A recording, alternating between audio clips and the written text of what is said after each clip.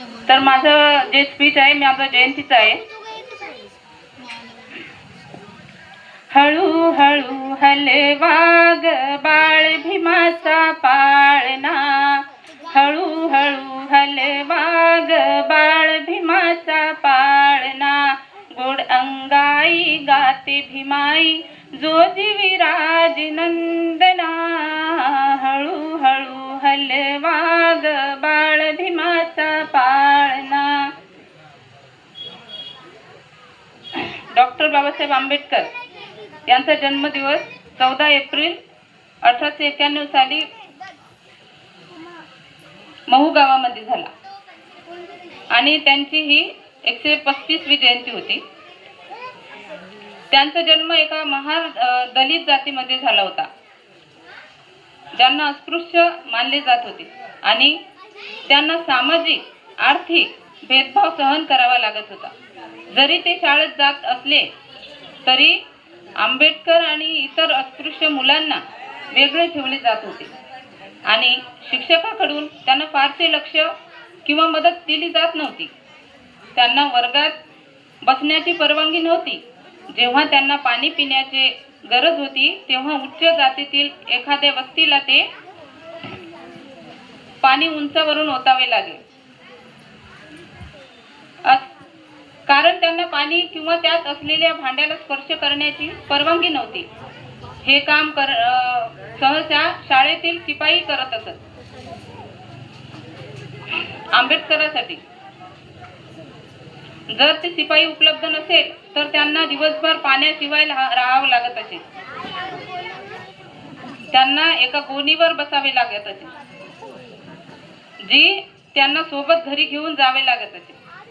आणि म्हणूनच मी म्हणते, म्हणूनच सोनबा म्हणतात, नवे माणस सारीच सैतान ही, भीम बाबा यांना नाही मुळी जाण ही.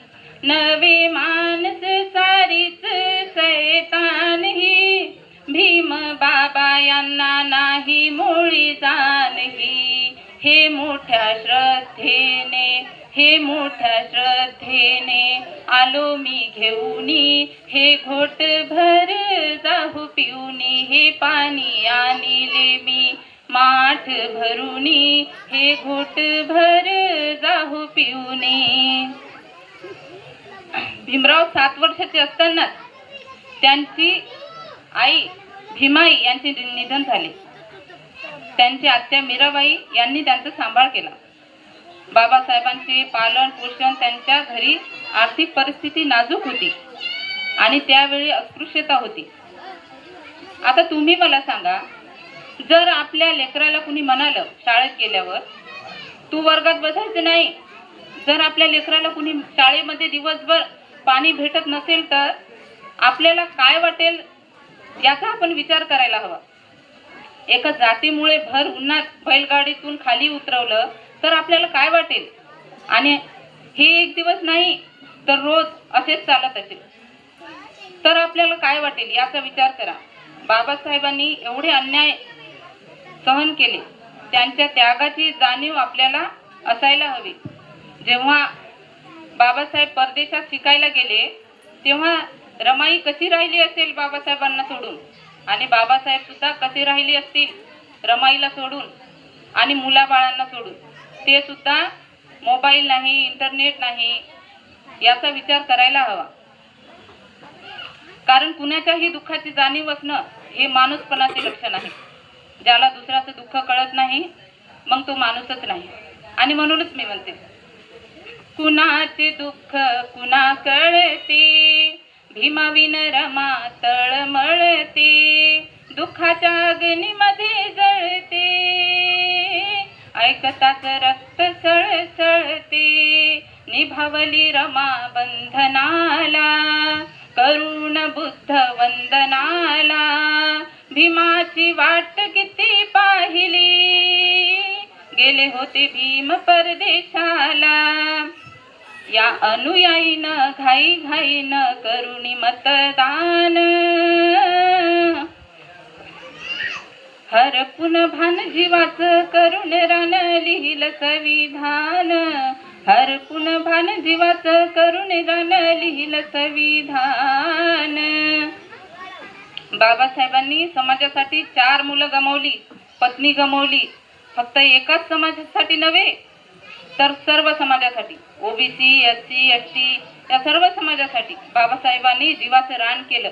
आपल्या रक्ताने सुद्धा त्यांचे पाय धुतले ना, तरीही बाबासाहेबांचे उपकार फिटणार नाही. बडोद्याच्या संस्थानात बाबासाहेब काम करायचे तेव्हा तिथे सर्वांना चहा पाणी दिलं जात होतं, पण बाबासाहेबांच्या केबिन मध्ये कधीही चहा पाणी गेलं नाही. त्या काळी एवढी अस्पृश्यता होती की आम्हाला तण ढकण्याचा सुद्धा अधिकार नव्हता. स्त्रियांना तण ढकण्याचा सुद्धा अधिकार नव्हता.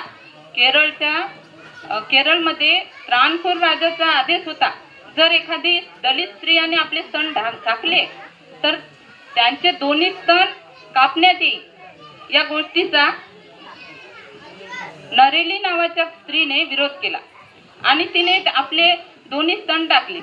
तेव्हा शिपाई तिच्या घरी आले आणि तिला चेतावणी दिली की जर तिने असे पुन्हा केले तर याचे वाईट परिणाम होतील. तेव्हा तिने तसे पुन्हा केले. शिपाई तिच्या घरी आले तेव्हा नरेलीने या गोष्टीचा विरोध केला आणि तिने स्वतः आपले दोन्ही स्तन कापले आणि म्हणाली, ज्या स्तनावर तुम्ही टॅक्स घेता त्यालाच घेऊन जा. त्यामुळे नरेलीचा मृत्यू झाला. हे जेव्हा तिच्या मालकाला कळाले तेव्हा त्याने सुद्धा स्वतःला आग लावून घेतली. आणि म्हणूनच म्हणतात, 33 कोटी ते देव सारे बलवान, कुणाच्या हाती गदा कुणाच्या हाती बाण, कुणीच केलं नाही रूढीला ते आव्हान, बहुजनांची तरी केली ना कुणी जाण, काही बोललो तर कापायचे जीभ रे, घाली कानामध्ये लाल लाल सिगरे, काय कामाचा देव नुसता फूल हलाचा, काय कामाचा देव नुसता फूल हाराचा, आमच्यासाठी तो लढला भिवा लेक सुभेदाराचा, आमच्यासाठी तो लढला भिवा लेक सुभेदाराचा. मी इथे बसलेल्या सर्वांना माझी विनंती आहे, तुम्ही कोणत्याही समाजाचे असू द्या, त्याच्याशी काही घेणं देणं नाही. कारण या पृथ्वीवर 2च जाती आहेत, ती म्हणजे स्त्री आणि पुरुष, आणि मानवता हाच खरा धर्म आहे. ही माझी विनंती आहे. तुम्ही कुराण वाचा, बायबल वाचा, भगवद्गीता वाचा, तुमची श्रद्धा आहे तुम्ही वाचा, पण त्याच्या व्यतिरिक्त बाबासाहेबांची पुस्तकं, महापुरुषाची पुस्तकं सुद्धा वाचा. कारण बाबासाहेब आंबेडकर म्हणतात, ग्रंथ हेच गुरु, वाचाल तर वाचाल. आणि बाबासाहेब हेही सांगतात, फक्त पेन आणि वही म्हणजे शिक्षण नव्हे, तर बुद्धीला सत्याकडे, शरीराला श्रमाकडे आणि भावनेला माणुसकीकडे नेण्याचा मार्ग म्हणजे शिक्षण होय. जे लोक दान देतात त्यांना मला सांगायचे, दान काय? दान म्हणजे काय? दान म्हणजे एकदा दिलं त्याच्यावर आपला काहीही हक्क राहत नाही. तुम्ही म्हणाल मी एवढे पैसे दिले, तेवढे पैसे दिले, मग दान देण्याचा काहीच उपयोग नाही. दान म्हणजे जे मनाभावातून दिले जाते. दान म्हणजे या हाताचं त्या हाताला कळता कामा नये, त्याला दान म्हणतात. तुम्ही जेव्हा मंदिरामध्ये जाता तेव्हा तिथे तुम्ही दानपेटीमध्ये दान टाकता, तेव्हा त्यांना तुम्ही विचारता का की मी एवढे पैसे त्या दानपेटीमध्ये टाकले, त्याचे तुम्ही काय केले? नाही ना. मग महापुरुषाच्या कार्यासाठी आपण का विचारतो? आणि म्हणूनच मी म्हणते, जीवाला जीवाचं दान माझं अभिमान केलं, झिजून जीवाचं रान माझं अभिमान केलं, जीवाला जीवाचं दान माझं अभिमान केलं, झिजून जीवाचं रान माझं अभिमान केलं.